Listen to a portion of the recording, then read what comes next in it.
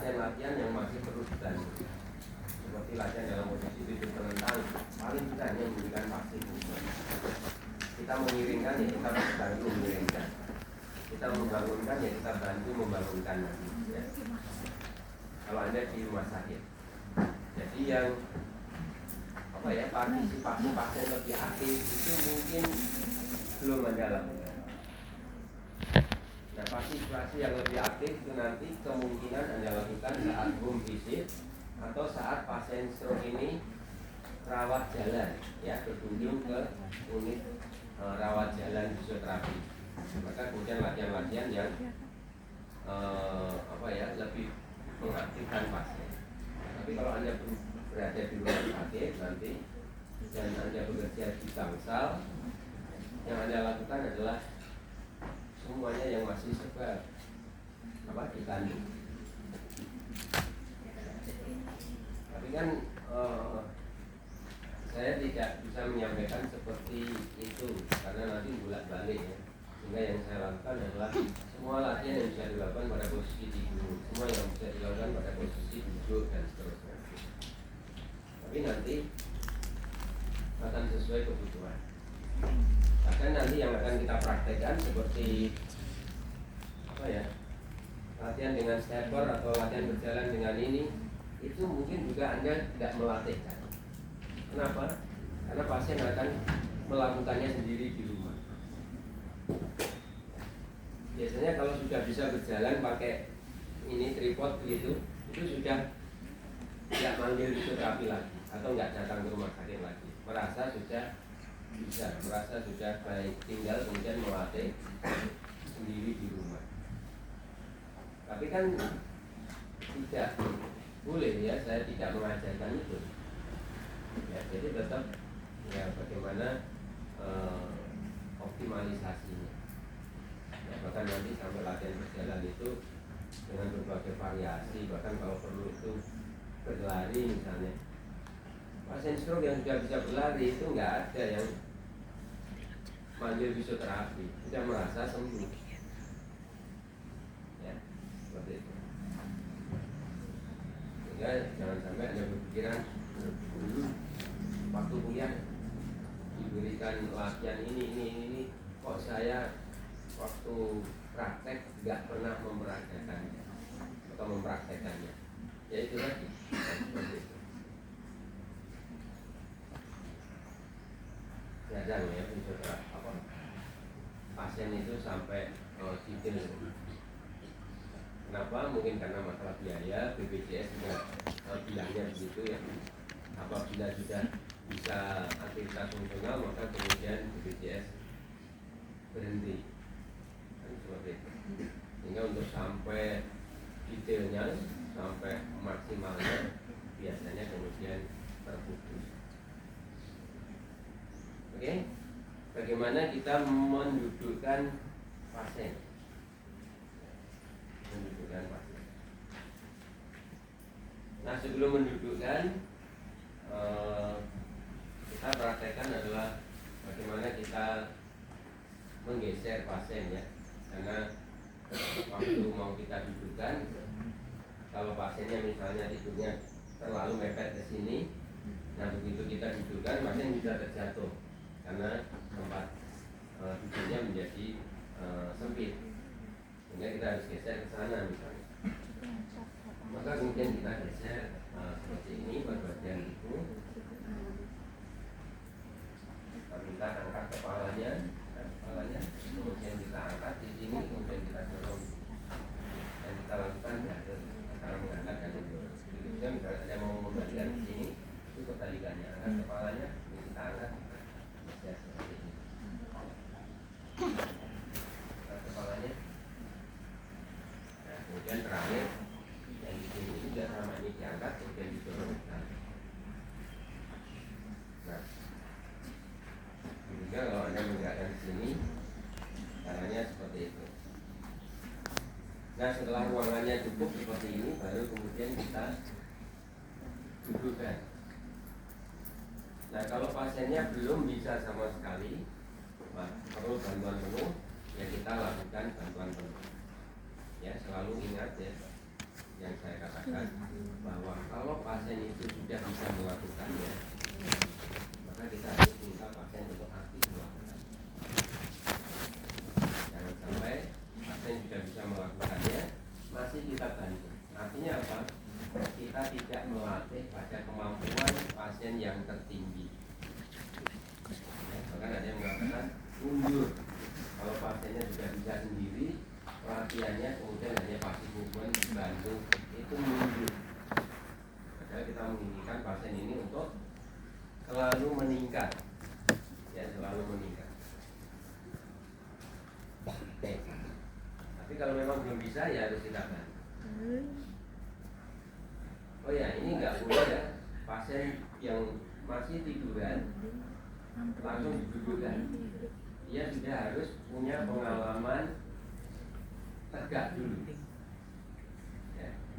Mungkin dengan cara bantalnya ditinggikan, mungkin dengan cara bednya masih putar supaya kemudian tegak, gitu ya. Jadi sebelum duduk itu sudah harus ada pengalaman seperti itu. Karena kalau belum pernah duduk dari tiduran langsung didudukkan, ya bisa saja pasiennya kemudian pusing, ya, bisa saja kemudian pingsan, ya.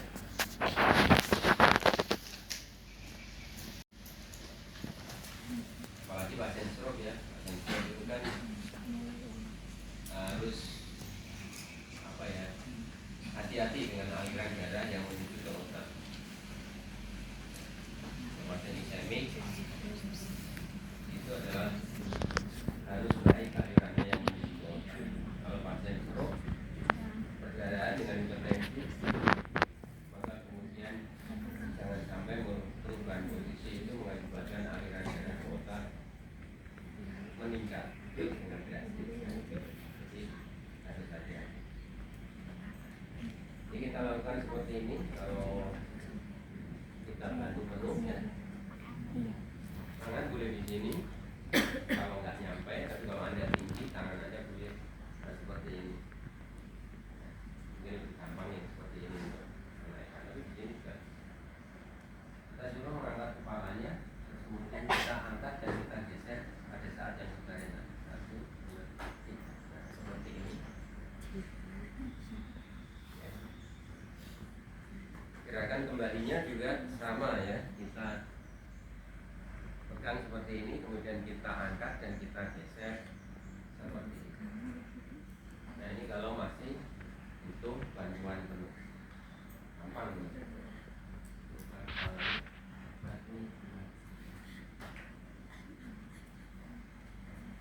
Dan ini bisa Anda lakukan pada semua pasien, ya. Semua kasus, semua pasien yang perlu bantuan untuk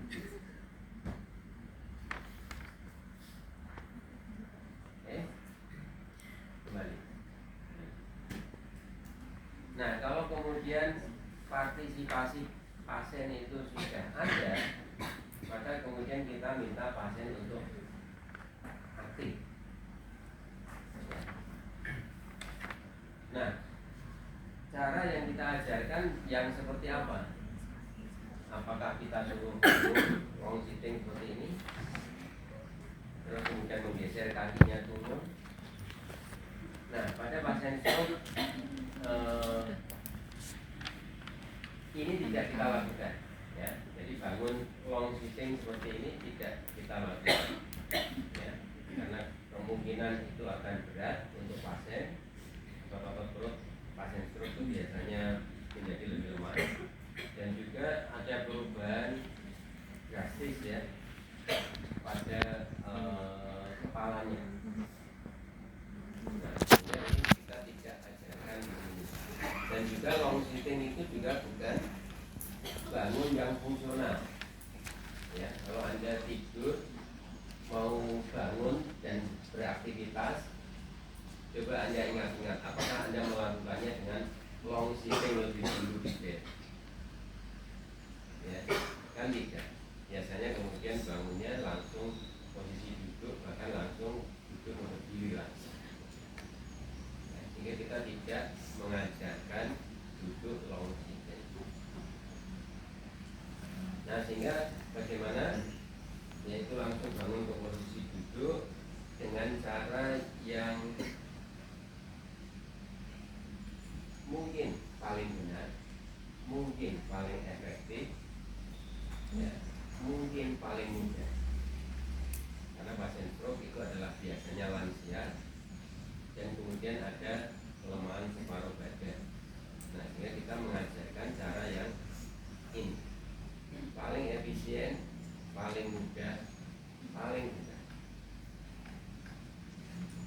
caranya seperti apa?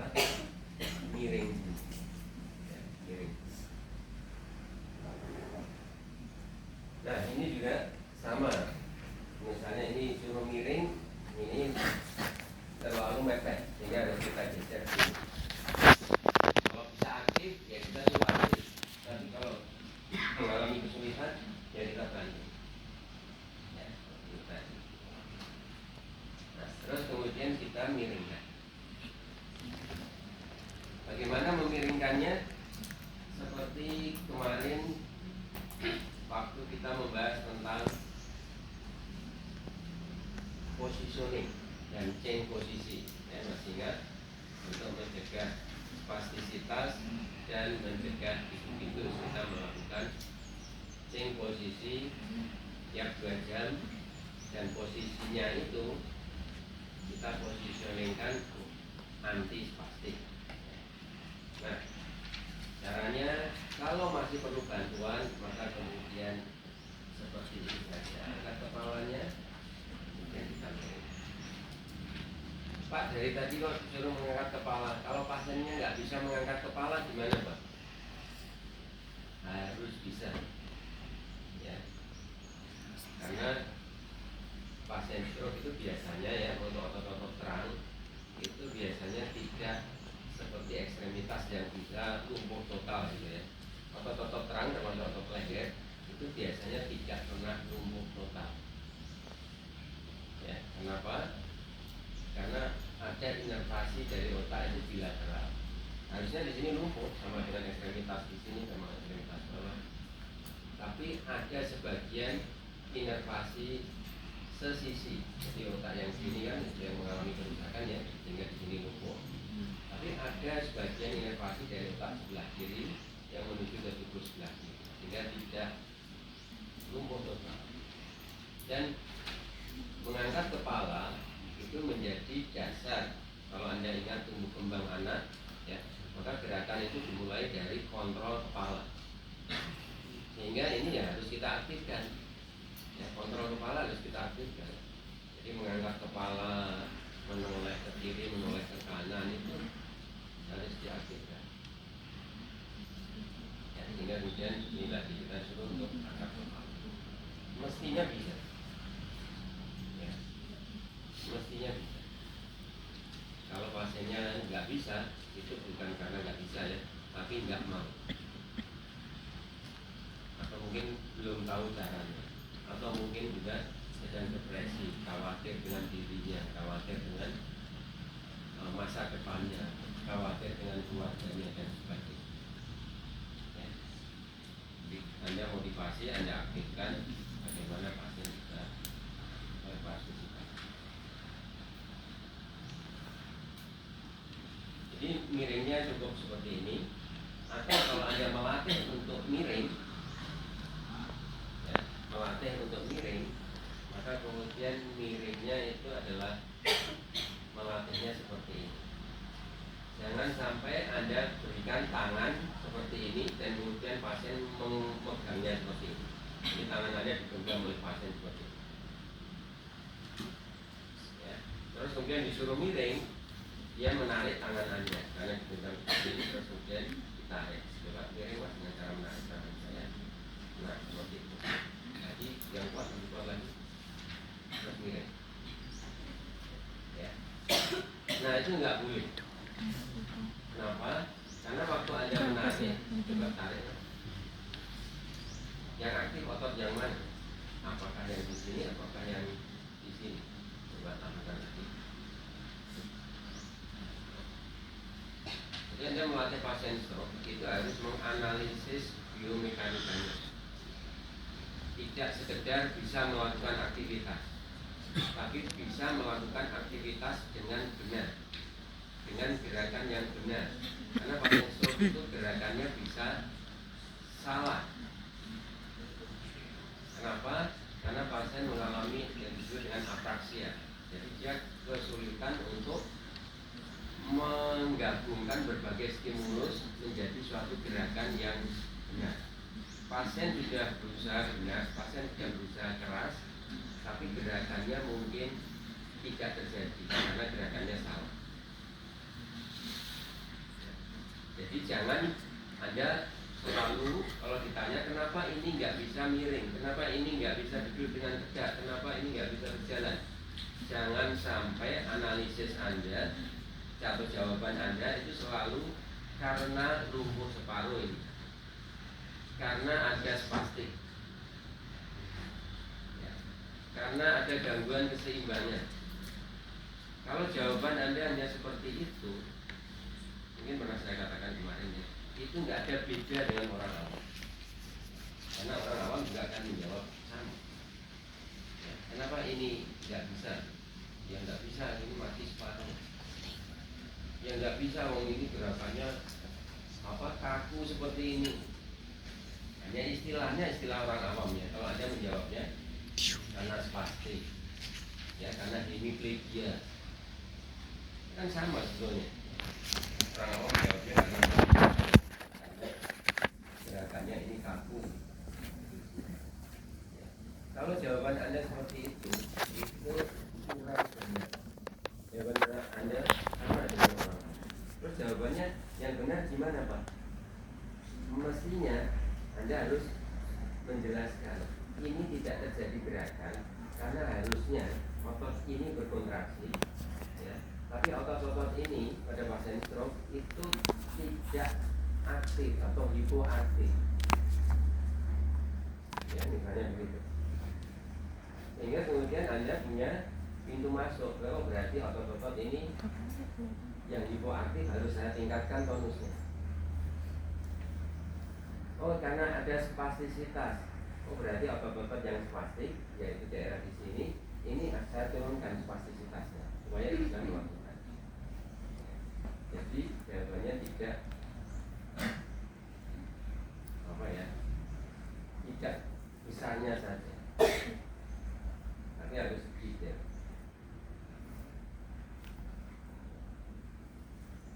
Jadi beda ya, Anda melatih pasien stroke itu dengan melatih pasien yang lanjut usia, yang kondisinya menurun semua karena lanjut usia, karena posisinya tiduran terus, nggak ada masalah di otaknya. Maka Anda prinsipnya adalah pokoknya dilatih bergerak, pokoknya dilatih fungsional, pokoknya diulang-ulang agar dia menjadi kuat kembali. Kan seperti itu. Tapi kalau pasien stroke tidak sesederhana itu, karena dia ada berbagai gangguan yang kemudian mengakibatkan kesulitan bergerak. Tidak sekedar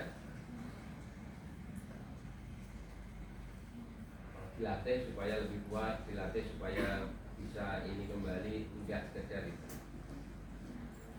Jadi seperti ini tadi ya.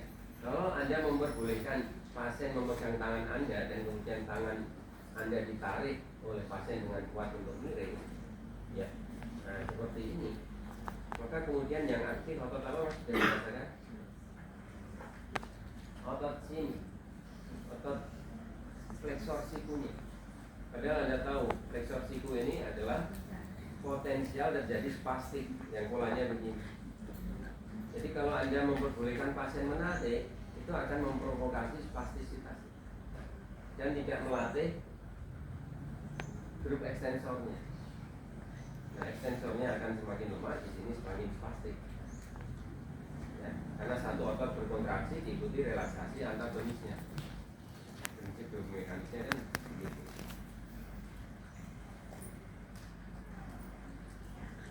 Terus pada waktu ini ditarik lagi, maka kemudian yang terjadi nanti adalah seperti ini. Grup otot ekstensor kerangnya yang aktif. Padahal orang miring itu adalah ingin menggerakkan seperti ini, mestinya otot-otot perutnya yang aktif. Tapi kemudian dia menarik seperti ini, terus badannya jadi seperti ini. Itu bukan reaksi yang kita kehendaki. Jadi pasiennya nanti akan menarik dengan kuat, Anda juga ditarik pasien dan kemudian melawannya dengan kuat. Tapi gerakan miringnya tidak.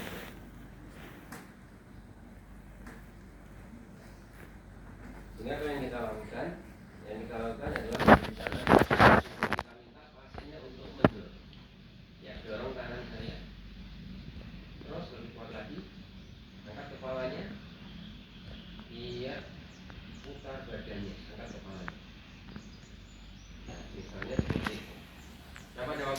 mendorong tangan saya lebih kuat lagi, lebih kuat lagi, lebih kuat, ayo lebih kuat. Ya. Maka yang aktif adalah otot ekstensornya. Jadi Anda mengaktifkan otot antagonis dari yang pasti. Kalau otot di sini berkontraksi, di sini akan relaksasi. Ya. Jadi Anda kalau latihan miringnya itu mendorong seperti ini, Anda juga sudah menurunkan spasisitas. Kemudian pada waktu Anda minta pasien untuk mendorong seperti ini, angkat kepalanya, mengaktifkan otot-otot perutnya, ya, bukan erector spine-nya. Jadi seperti itu. Nah, kita lakukan analisis seperti itu. Jadi tidak sekedar melatih miring. Mungkin kalau Anda sedang melatih miring, nanti akhirnya bisa miring dengan cara yang salah. Ya, padahal kalau cara yang salah itu akan mengaktifkan pola sinergis. Ya, jadi nanti dia bisa dengan cara yang salah, dan kemudian tenaga yang dikeluarkan juga harus cukup besar. Ya. Jadi tidak efektif, tidak benar.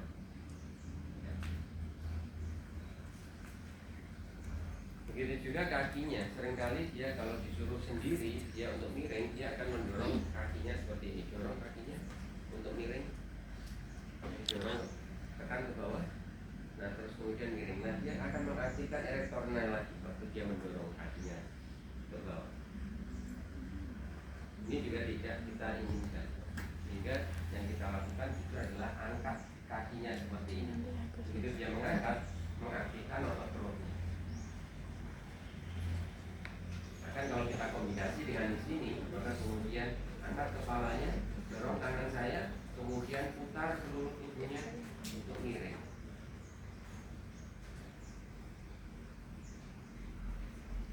Mungkin seperti itu. Tapi jangan Anda lakukan melatih seperti ini sampai kemudian bisa miring dengan benar seperti ini, yang mungkin baru bisa dilakukan oleh pasien setelah 2-3 hari latihan atau mungkin bahkan seminggu. Nah, Pak ini miring sendirinya belum bisa, maka belum saya latih duduk. Nah itu salah. Ya salah. Seperti yang saya sampaikan tadi, mungkin pasien ini segera pulang. Ya segera pulang. Dan pulang itu sebaiknya sudah bisa berdiri. Tapi sudah bisa berdiri itu bukan berarti mandiri dengan baik loh, bukan. Tapi dibantu sampai bisa berdiri. Nah itu baru boleh pulang. Nah kalau Anda melatih miring-miring seperti ini sampai 3 hari, karena Anda berprinsip sebelum miringnya bagus maka belum saya latih duduk. Nah itu salah. Tadi yang saya sampaikan, kalau Anda di rumah sakit fase akut, mungkin Anda melatih pasien yang semuanya serba dibantu. Miringnya ya dibantu, bangun posisi duduknya ya dibantu. Yang benar-benar latihan seperti ini, dan mungkin menjadi tidak pernah dilakukan, karena tidak semua pasien stroke itu kemudian bisa atau mampu untuk menggunakan fisioterapi ke rumah. Anda mengatakan saya nggak pernah melakukan itu Pak. Biasanya kalau miring ya sudah saya miringkan di bantu. Oke. Nah sekarang pasien sudah posisi miring, kita akan mendudukkan pasien. Yang pertama kita lakukan adalah menurunkan kaki pasien ini keluar dari bed. Kalau pasiennya bisa, ya kita suruh aktif. Ya misalnya kaki yang sakit yang ada di bawah, ya kemudian membawanya dengan kaki yang sehat. Nah seperti ini untuk diturunkan ke bawah. Kalau kaki yang sehat yang ada di bawah, ya kemudian posisinya seperti ini untuk diturunkan ke bawah. Keluar dari bed. Ya. Dan setelah itu kemudian sejajar lagi. Kenapa harus keluar dari bed? Ya kalau masih di atas ya nggak bisa keluar dari bed. Ya. Tapi ini ada fungsi yang lain, yaitu efek pengungkit ya. Kalau di sini kemudian turun menggantung seperti ini, maka gravitasi akan menariknya, maka kemudian ini akan turun ke bawah dan ini akan naik ke atas lebih mudah. Ya, jadi ini kita turunkan seperti ini, keluar dari bed. Kalau masih berada di sini, lututnya masih di atas, misalnya seperti ini belum benar ya. Harus lututnya ya berada di luar bed. Sehingga nanti bisa kalau terus. Oke. Nah, ini juga sama. Kalau masih perlu bantuan atau bantuannya sudah minimal, partisipasi pasien sudah lebih aktif. Nah itu agak berbeda-beda. Jadi kalau masih perlu bantuan, maka kemudian kita dudukkan dengan cara seperti ini. Ya, Anda mungkin bisa pegang bahunya seperti ini ya, tidak dipegang lehernya. Nah, kalau lehernya masih lemah, maka yang Anda lakukan adalah pegang bahunya seperti ini. Anda minta pasien untuk meletakkan kepalanya di lengan bawah fisioterapi. Terus yang paling penting di sini. Jadi bukan ini ya yang ditarik, apalagi kemudian lehernya yang ditarik begini, kepalanya tidak boleh. Yang penting adalah yang di sini. Ya. Ini kita lakukan seperti ini, kita dorong ke sana dan ke bawah, sehingga efeknya seperti pengungkit. Seperti ini. Yang di sini hanya mengikuti aja. Jadi jangan ini yang ditarik, karena bisa nggak nyaman pasiennya. Itu kalau masih perlu bantuan penuh. Tapi kalau sudah semakin bisa, maka kita minta pasien untuk partisipasi aktif. Ya. Caranya seperti apa? Mungkin miring ke sana supaya bisa dilihat teman-temannya. Ya, kakinya keluar dari bed. Ini agak maju. Nah, kalau ini pasiennya kurang maju atau kurang mundur, Anda juga enggak usah ragu-ragu. Anda masukkan tangan Anda satu ke bawah, kemudian tangan yang satu ke sini, Anda geser. Ya. Nah, ini misalnya ya, maka kemudian ini kenapa saya ajakkan ke sana supaya Anda bisa melihat ya. Bukan fisioterapinya dari belakang, bukan. Fisioterapi harus selalu dari depan. Ya. Kalau dari belakang, pasiennya mungkin akan menjadi khawatir, pasien akan takut, terjatuh dan seterusnya. Dan dia juga tidak tahu ini fisioterapinya ada di mana karena dia nggak melihatnya.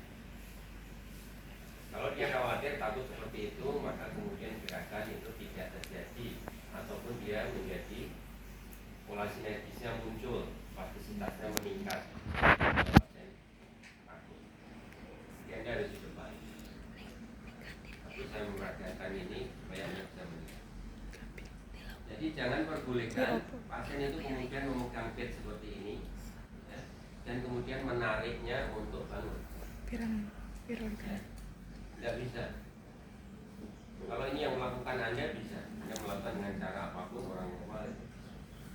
Tapi bagi pasien, begitu dia menarik bednya untuk bangun, tarik, maka kemudian ini menjadi kencang. Ini menjadi seperti sebatang besi yang di sini yang memblokir gerakan bangun. Ya, jadi gerakan bangunnya tidak terjadi. Jadi pasien sudah mengeluarkan tenaga besar untuk menarik bednya, tapi dia nggak bisa bangun. Sampai segitunya Pak pasien stroke itu lupa atau apa ya, tidak tahu pola gerak yang normal. Ya, ya sampai segitu. Nah, ini yang kita lakukan adalah meminta pasien untuk mendorong bednya, bukan menarik, tapi mendorong bed di sini. Kemudian ini yang di bawah, nah ini yang sehat atau yang sakit, ya fungsinya sama seperti itu. Hanya saja mungkin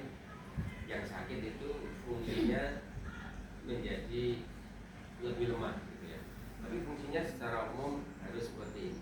Yang di atas nanti mendorong telapak tangannya di sini, yang di bawah nanti mendorong dengan lengan atas dan sikunya, bertumbuh pada lengan atas dan sikunya. Nah, sehingga yang dilakukan gerakannya adalah angkat kepalanya, kemudian dorong tangannya, angkat badannya di sini, terus dorong, kemudian balik.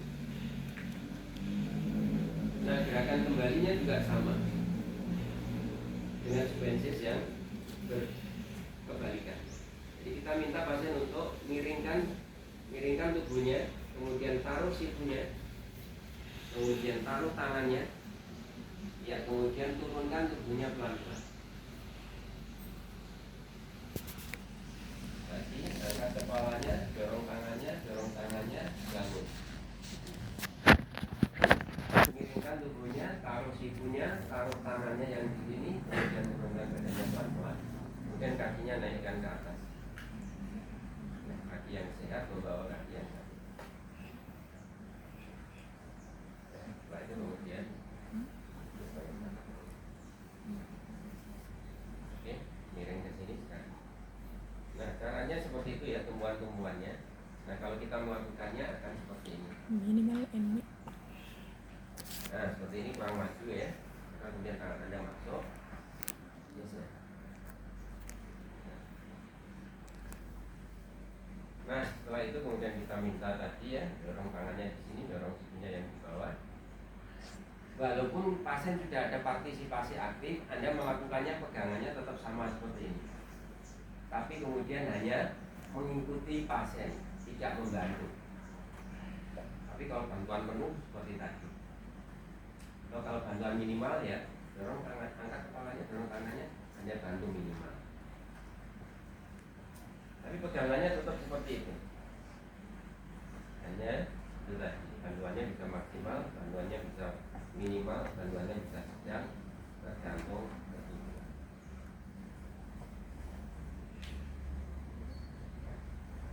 Nah, sekarang pasien sudah duduk.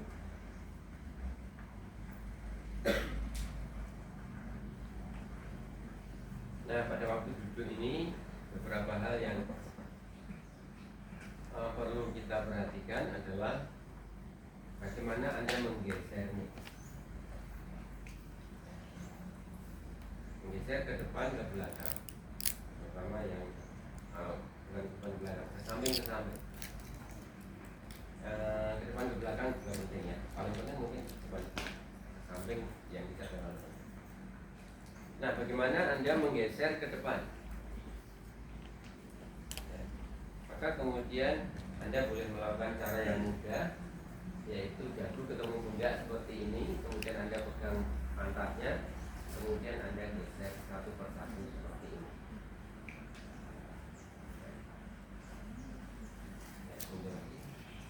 Atau Anda bisa melakukannya seperti ini. Anda miringkan ke satu sisi sehingga bokong dan kaki yang ada di sini menjadi terangkat, tidak menunggu berat badan. Anda masukkan tangan Anda di sini dan kemudian Anda tarik ke depan. Ke sisi yang satunya, kemudian masuk lagi, tarik ke depan. Saya melakukan seperti ini. Sedangkan untuk mengembalikan ke belakang, mendorong ke belakang, Anda lakukan seperti ini, tidak menunggu. Tangan Anda kalau tadi gerakan ke depan itu dari sini tarik ke depan, kalau sini kita masuk dari sini, kita pegang di sini, kemudian Anda dorong dengan paha Anda ini dan dengan tangan Anda berbarengan. Ya. Miringkan ke satu sisi yang lain, pegang di sini, dorong ke sana sambil kemudian paha Anda juga mendorong. Ya. Untuk menaikkan.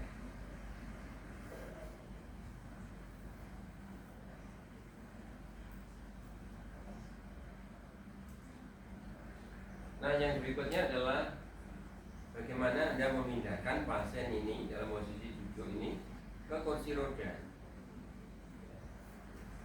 Mungkin dari sebelah sana. Nah, kurang kayaknya dikatakan.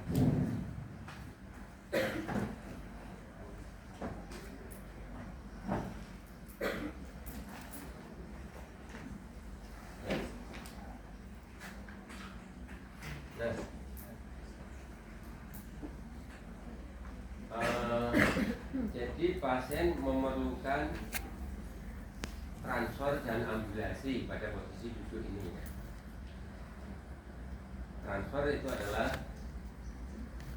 memindah pasien yang tidak menimbulkan perubahan jarak yang berarti, yaitu transfer, misalnya dari bed ke kursi roda, bed ke stool, kemudian kembali kursi roda ke bed. Nah, itu transfer. Sedangkan kalau ambulasi itu adalah perpindahan pasien yang menimbulkan atau disertai dengan perubahan jarak yang lebih jauh. Nah, itu ambulasi. Nanti ambulasinya bisa dengan kursi roda, bisa juga dengan menggunakan alat bantu di sini. Nah, kita akan melakukan transfer dulu, memindahkan pasien. Yang pertama adalah kita memindahkan pasien ini ke kursi roda. Kalau Anda mau memindahkan kursi roda, itu kursi roda menghadapnya seperti ini ya. Jadi tidak boleh menghadapnya begini, atau juga tidak boleh ambil 90 derajat. Jadi sekitar 30 sampai 45 derajat dengan dia. Setelah itu kemudian kita kunci, jangan lupa.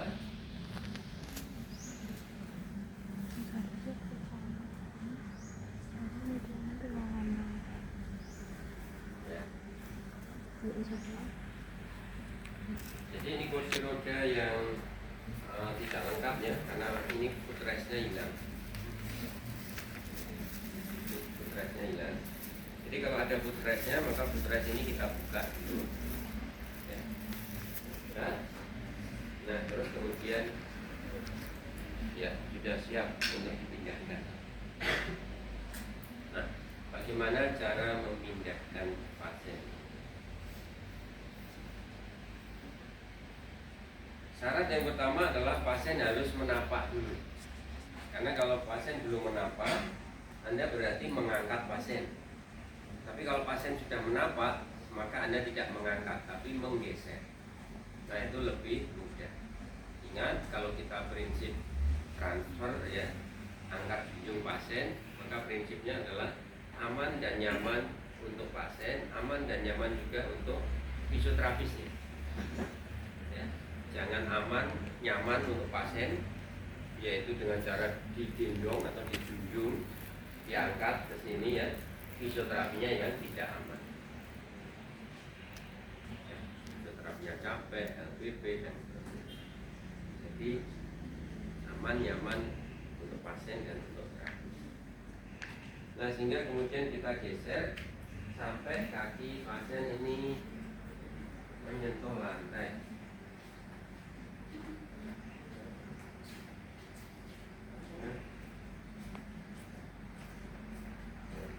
Menyentuh lantai, menapak. Nah, misalnya seperti ini ya. Nah, berikutnya adalah Anda memberikan kuncian pada lututnya. Karena kalau Anda tidak lakukan kuncian, mungkin saja pasiennya terpleset atau mungkin lututnya jadi belum bisa menunggu berat badan ya, ini kemudian giving way atau kolap lututnya, pasien bisa jatuh. Nah, sehingga kita berikan kuncian. Nah, waktu mengunci itu bisa dua tungkai kita kunci, jadi kita rapatkan kakinya, kemudian Anda kunci seperti ini. Nah, kunciannya itu mengandung unsur menjepit ke sana dan menekan ke belakang, sehingga kemudian kunciannya arahnya adalah ke sana, membentuk vektor ya. Jadi tekanan lutut fisioterapisnya itu menjepitnya ke sana, ya, ini ke sana. Jadi ada unsur menjepit ke sini dan ada unsur menekan ke belakang. Boleh dua-duanya, ini lebih stabil. Boleh juga hanya salah satu sisi yang lumpuh. Ya, terserah. Nah, misalnya kita lakukan dua-duanya. Nah, kita jepit seperti ini. Cara yang pertama adalah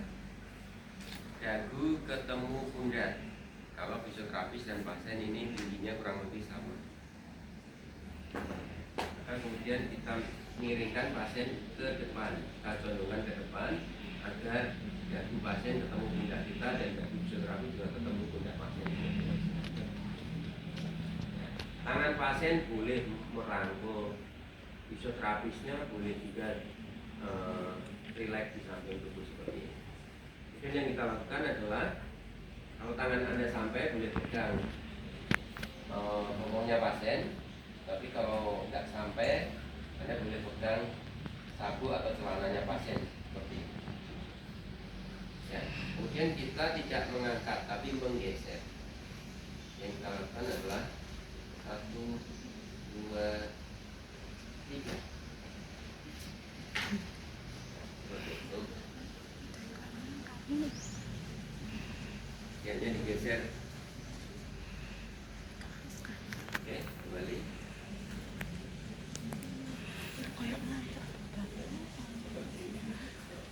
Atau mungkin Anda melakukannya dengan cara yang kedua. Kalau fisioterapinya pendek, ya fisioterapinya pendek, pasiennya tinggi, maka kemudian Anda melakukannya seperti ini.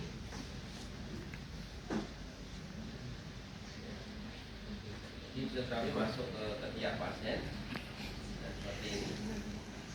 Tangan boleh memegang celana, boleh juga pantat pasien. Kemudian sama kuncian pada lutut. Kemudian 1, 2, 3 lagi sama.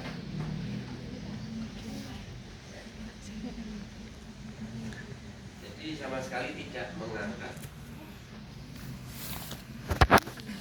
Dan cara yang ketiga, ya kembali dulu.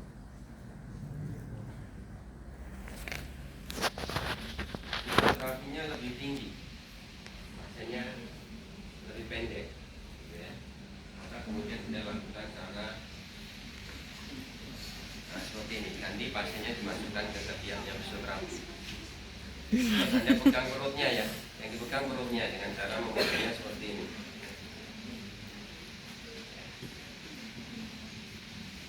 Satu, dua, tiga.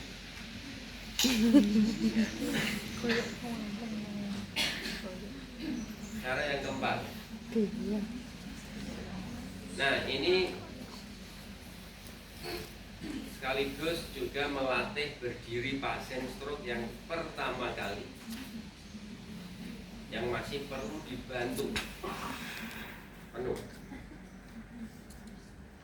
Jadi belum bisa apa-apa, masih lumpuh total, itu sudah diberdirikan Pak, iya, dibantu penuh. Ngapain Pak tergesa-gesa kayak gitu? Buat nanti aja. Jadi berdiri itu banyak manfaatnya ya untuk pasien. Asal dia kemudian sudah tanda vitalnya sudah stabil, terus kemudian sudah duduk, tidak ada pusing, walaupun dia lumpuh total, harus dilatih berdiri. Dibantu penuh. Karena dengan berdiri itu banyak manfaatnya. Pertama, dia melatih menumbuh berat badan. Dengan menumbuh berat badan, dia akan mengaktifkan reseptor-reseptor yang ada di tungkai, proprioseptornya, reseptor tekanan, yang kemudian akan disampaikan ke otak. Ya. Dan Anda tahu bahwa motorik itu dimulai dari sensorik. Terus kemudian dengan berdiri, maka kemudian menghilangkan gravitasi pada ekstremitas bawah, sehingga kemudian akan menurunkan spastisitas di ekstremitas bawah. Dengan berdiri, maka kemudian stepping reaction, refleks primitif yang ada pada bayi, yang kalau kemudian kakinya disentuhkan ke lantai, dia akan ada refleks untuk jejak, refleks untuk menumbuh berat badan, maka ini akan muncul, sehingga kemudian stimulasi untuk ekstremitas bawahnya itu akan lebih baik untuk merangsang terjadinya respon.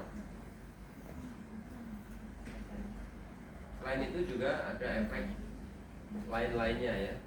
Ada mencegah osteoporosis, kemudian dengan posisi tegak itu kapasitas pengembangan parunya lebih maksimal. Dengan posisi tegak itu kemudian akan memberi kepercayaan diri pasien untuk pulih ya, segera bisa berjalan ya, sehingga harapan pasien itu akan banyak manfaatnya, sehingga Anda harus lakukan latihan walaupun masih lumpuh total, walaupun harus dibantu penuh. Nah, bagaimana memberdirikannya?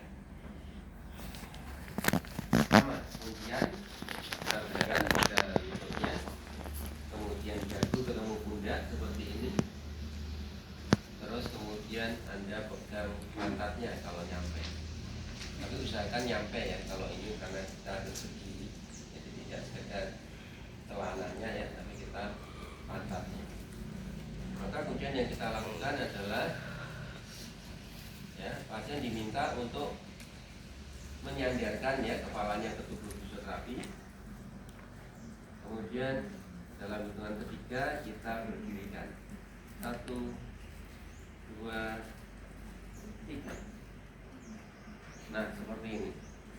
Jadi lututnya kita kunci ya, sehingga dia tidak akan kolap.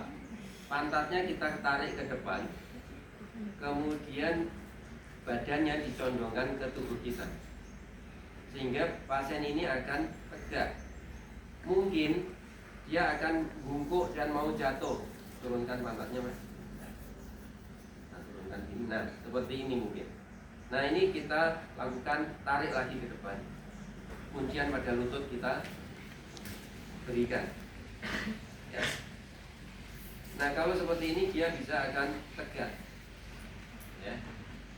Nah, ini yang kita lakukan, melatih berdiri pertama kali yang dengan bantuan penuh. Fisioterapinya harus ngalah agak sedikit, mencondongkan badannya ke belakang supaya pasien ini condong ke depan. Karena kalau dia condong ke belakang itu nanti ada kemungkinan jatuh dan berat bagi fisioterapis. Jadi kita lakukan seperti ini. Kalau posisinya tegak, maka berat badan itu akan diteruskan ke bawah. Tidak perlu ada kontraksi otot ya. Jadi pasiennya itu diem saja, dia akan berdiri tegak. Justru kalau kemudian dia keseimbangannya terganggu atau kemudian dia mencoba melawan, itu malah reaksinya enggak karuan ya. Fisioterapinya juga menjaganya supaya tidak jatuh menjadi lebih berat. Oke, jadi itu memberdirikan pasien yang pertama kali. Nah, kalau kita mau pindah ke sana, maka kemudian kita lakukan adalah seperti ini. Kita geser kakinya seperti ini dan geser tubuhnya seperti ini ya.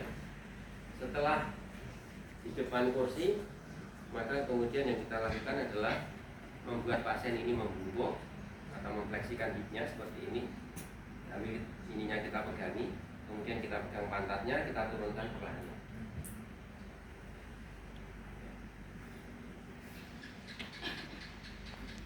Jadi ini cara transfer yang keempat, sekaligus melatih berdiri yang pertama kali yang perlu dibantu penuh.